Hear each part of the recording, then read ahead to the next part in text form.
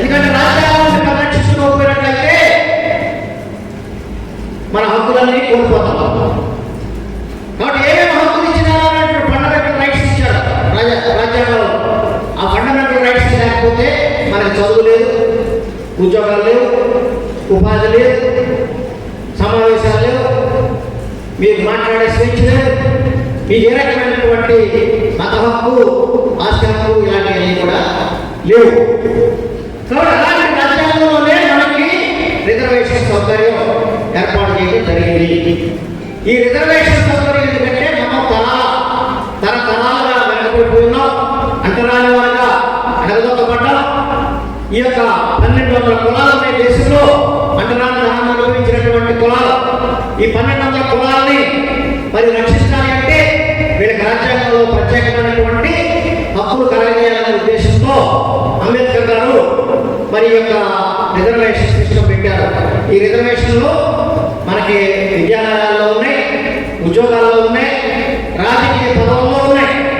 మన ఎమ్మెల్యేలు, ఎంపీలుగా మరి ఎన్నికలుగా కావాల్సినటువంటి పోస్టులు కూడా రిజర్వేషన్ సౌకర్యాలనేటువంటిది మనకి రాజ్యాంగం ఇచ్చింది. కానీ ఈ రాజ్యాంగం ద్వారానే మనం అంత ఎమ్మెల్యేలు అవుతున్నాం, సర్పంచులు అవుతున్నాం, లేదంటే ఎంపీటీసీ అవుతున్నాం, మంత్రులు అవుతున్నాం. అలాంటి రాజ్యాంగాన్ని తూట్లు పడవాలని ప్రస్తుత ప్రభుత్వాలు ప్రయత్నం చేస్తున్నాయి. కాబట్టి రాజ్యాంగాన్ని మార్చాలని చూస్తున్నారు. రాజ్యాంగాన్ని మార్చడం ద్వారా మనువాదాన్ని తీసుకురావాలని చూస్తున్నారు. మళ్ళీ అంటరానితనాన్ని ప్రవేశపెట్టాలని చూస్తున్నారు.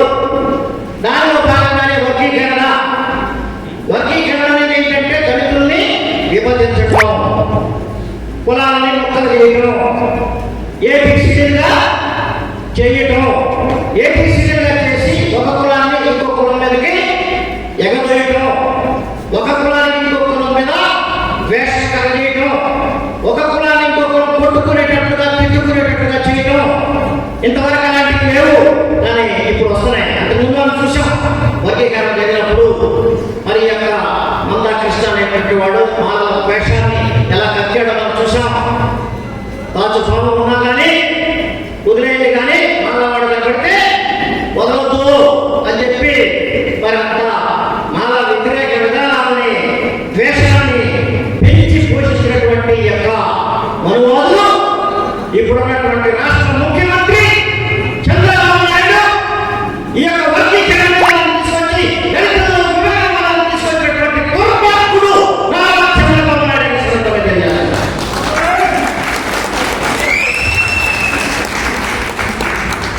నీకేంటి పని, నీకేంటి అవసరం? మా అంబేద్కర్ గారు ఉమ్మడిగా 15% రిజర్వేషన్లు ఇచ్చిందని 1200 కులాలకి రాజ్యాంగంలో రాసి పెట్టి ఆయన వెళ్ళిపోతే నువ్వే విభజించడానికి నీకేంటి అవసరం? నీ కులాలను చూసుకో, మా కులాల నుంచి నీకేంటి?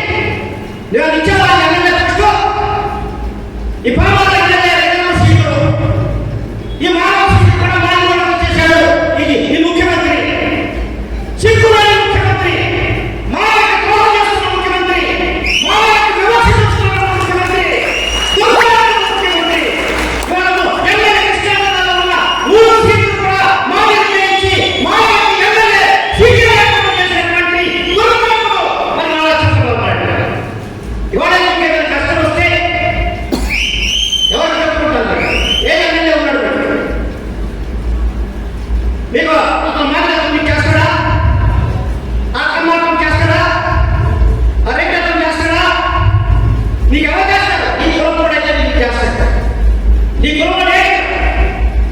కృష్ణా